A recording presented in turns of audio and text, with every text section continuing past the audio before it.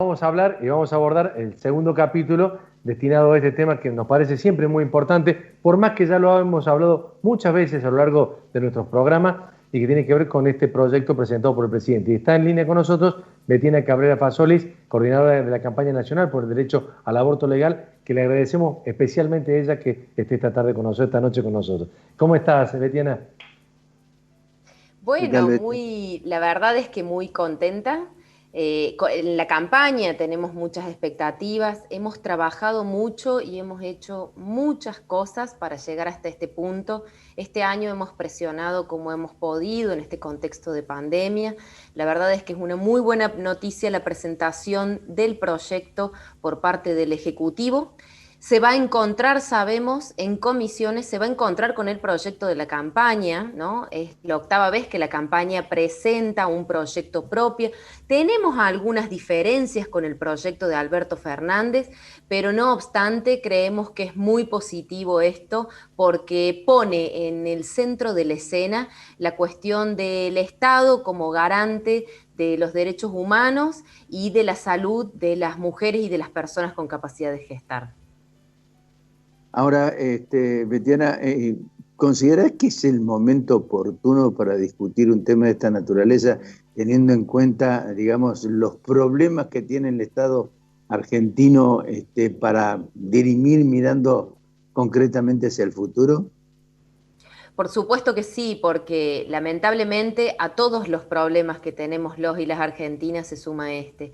En este contexto de pandemia han fallecido 3 mujeres por aborto clandestino, de las que sabemos, 2 en provincia de Buenos Aires, una en Formosa, y suman 40.000 las mujeres internadas por complicaciones de abortos inseguros. A todo eso, hasta en el análisis más mercantilista y tal vez más frío que podemos hacer, usted multiplíquelo por miles y miles de pesos, ¿no? Estamos hablando de que estas son internaciones y lamentablemente muertas, totalmente evitables en términos de salud, y que por supuesto, según ya los protocolos internacionales y también los que se rigen en nuestro país para el aborto que es legal, aquel que ya tiene casi 100 años de que rige en nuestro país, según esos estándares internacionales, las interrupciones voluntarias se realizan de forma medicamentosa, de forma ambulatoria, con seguimiento, muchas veces inclusive con seguimiento de telemedicina. Y esto justamente nos da la pauta de que en realidad la pandemia no es la excusa para no tratar esto, sino que la pandemia lamentablemente es la causa de la urgencia de que tratemos estos temas. A propósito del tratamiento del tema, esto implica siempre el punto fundamental que es la cuestión de la vida, ¿no? Del ser humano o de la persona que está dentro de la panza de la mamá. Este, y siempre vamos a lo mismo, ¿no? Pero yo quiero hacerte la pregunta, ¿no consideras finalmente que hay una lesión hacia ese ser humano que va a nacer? O sí, no es persona, es un ser humano que está desarrollándose y que a los 9 meses va a dar a luz la mamá. Son células potencialmente que podrían ser a partir del nacimiento, podrían ser una persona, previamente no. Nosotros sepamos que en nuestra vida intraútera, en nuestra vida intrafetal, no somos garantes de derechos, no podemos poseer propiedades, no tenemos ni nombres ni apellidos, no tenemos inclusive identidad como tal. Entonces, la verdad es que esa nos parece una discusión interesante en términos de lo que es la religión y tal vez la ética, La pero en ciencia también. términos de salud, ¿no? Que es justamente donde orilla salud, derechos humanos y justicia social, que es justamente donde orilla nuestra argumentación, la verdad es que no, la verdad es que tenemos que preocuparnos por la vida de estas mujeres jóvenes con capacidad de gestar que lamentablemente son empujadas a la clandestinidad. Vale decir que en nuestro país se aborta, al igual que en el resto de los países del Mm. mundo. Se aborta muchísimo. Estamos hablando de un evento obstétrico sumamente frecuente. 1 de cada 3 embarazos termina en aborto. Eso es un montón, ya sea espontáneo o ya sea provocado. Eso es un montón y la verdad ocurre también en el resto del mundo. La diferencia es que justamente al ser una práctica ilegal, al ser una práctica clandestina, en realidad, de acuerdo a nuestra capacidad de pago, nos va mejor o nos va peor. Las mujeres que tienen acceso a mayores recursos transitan relativamente bien, y digo relativamente bien porque siempre es estigmatizante considerar que estamos haciendo una práctica ilegal, y las que no tienen acceso a eso, lamentablemente son las que quedan en el camino. Betiana, ¿cómo se resuelve el problema del profesional que de alguna manera se oponga a tomar una decisión de esta naturaleza? Bueno, la verdad es que nuestro proyecto, el proyecto de la campaña, no contemplaba la objeción de conciencia profesional. Vale decir que nosotros los profesionales de la salud, para lo único que podemos ser objetores de conciencia es para estos temas de salud sexual y reproductiva. Es decir, por ejemplo, no podemos objetar no atender a un violador, no atender a un femicida, no atender a una asesina, no lo podemos objetar, pero estas cosas sí las podemos objetar.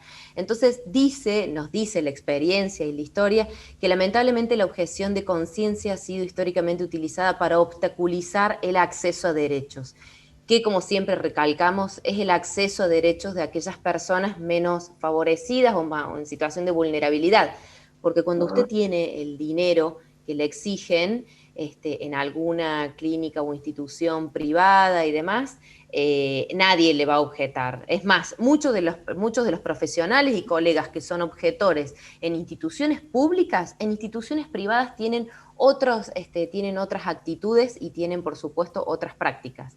Bueno, eso la verdad que nosotros no lo contemplamos en nuestro proyecto. El proyecto del Ejecutivo, el proyecto de Alberto Fernández sí lo contempla, y eso probablemente va a ser una de las cosas que se diriman y se discutan en comisiones. A propósito de la cuestión de cómo se da o cómo se va a instrumentar finalmente cuando se apruebe el proyecto, ¿cuál es la experiencia que han tenido otros países en donde el aborto es legal? ¿Cuál es la resolución que ustedes ven o el balance que hacen de eso?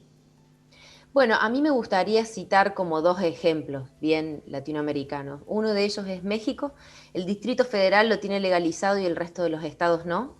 Entonces, las mujeres migran hacia México para poder realizar esta práctica de forma segura, y al tenerlo garantizado únicamente en un estado y en el resto no, lamentablemente muchas se quedan en el camino. Eso significa un obstáculo. Y por ejemplo, Uruguay, que es somos muy parecidos en muchas cosas, con Uruguay ya lo tiene legalizado desde hace 5 años hasta la semana 12, y ha reducido a 0 la mortalidad materno-infantil. A 0 la ha reducido, ¿no? Y esto es muy importante plantearlo y decirlo. Tienen algunos límites las uruguayas, por ejemplo, hay una ciudad en particular en la cual todos sus profesionales de la salud son objetores de conciencia. Entonces, en esa ciudad en particular también las mujeres deben migrar porque lamentablemente, al contemplarse la objeción de conciencia, el Estado hasta ahora no pudo garantizar profesionales de la salud que estén ahí, que garanticen este derecho. Entonces, eso siempre lo ponemos como un ejemplo, pero lo más positivo de todo es que se redujo a 0 la mortalidad materna, y sobre todo los proyectos de aborto nunca van sueltos, nunca van solos, nunca van separados.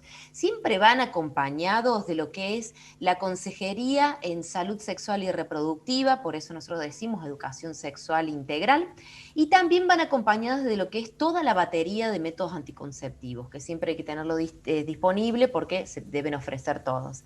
Entonces, eso también ha significado también una merma de embarazos no intencionales. Recordemos que no todos los embarazos no intencionales terminan en aborto, por supuesto, pero sí, sin lugar a dudas, la primer causa de abortos son fallos de métodos anticonceptivos y embarazos no intencionales, o no buscados, digamos, por decirlo de otra forma.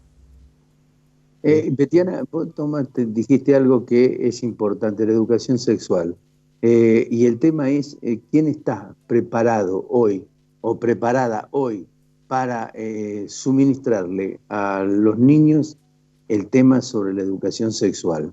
Un tema tan importante como vital para el futuro y para el entendimiento sobre lo que ustedes, digamos, se apoyan. Tal cual, Ricardo. Bueno, esto que vos acabas de decir es importantísimo, porque primero tenemos que saber que ser adultos y haber tenido relaciones sexuales o haber desarrollado nuestra sexualidad no nos habilita para educar en el tema. Eso es lo primero que tenemos que decir. Y segundo, hay una especificidad del tema y también hay muchos intereses contrapuestos ahí. Tenemos que saber que lamentablemente en nuestro país, pero en la región también, el entorno familiar suele ser el que mayor frecuencia lamentablemente abusa sexualmente, Sí. el que mayor frecuentemente produce estos embarazos productos de violación, sobre todo en niñas y adolescentes. Entonces, nosotras para esto siempre exigimos la total presencia del Estado. La verdad que se vienen desarrollando de a poco, porque no está totalmente implementada la ley, se viene desarrollando de a poco muy buenas iniciativas en cuanto a la educación sexual integral, que dicho sea de paso, no solamente nos previene contra los embarazos no deseados, no solamente nos enseñan lo que es la genitalidad, la sexualidad y demás, sino también previene contra cosas tan importantes como por ejemplo la violencia de género. Esto hay que decirlo. Y también nos hace entender que existe la diversidad. Esto tan importante que nosotros tal vez cuando éramos chicos no le decíamos como le decimos ahora, pero por ejemplo el tema del bullying por las diferentes orientaciones sexuales o las Sí. identidades de género, que hoy es algo más estudiado y que hoy es algo que tenemos evidencia, sabemos que en las futuras generaciones es algo mucho más promisorio que en nuestras generaciones, lamentablemente. Betiana, muchas gracias por participar en el programa de nuestro, como siempre, ¿eh? Gracias, No, Betiana. muchas gracias a ustedes, como siempre, en el compromiso de tocar estos temas que para nosotros son tan importantes. Y bueno, esta es una victoria de la Marea Verde, así que a seguirla y vamos a seguir teniendo muchas novedades.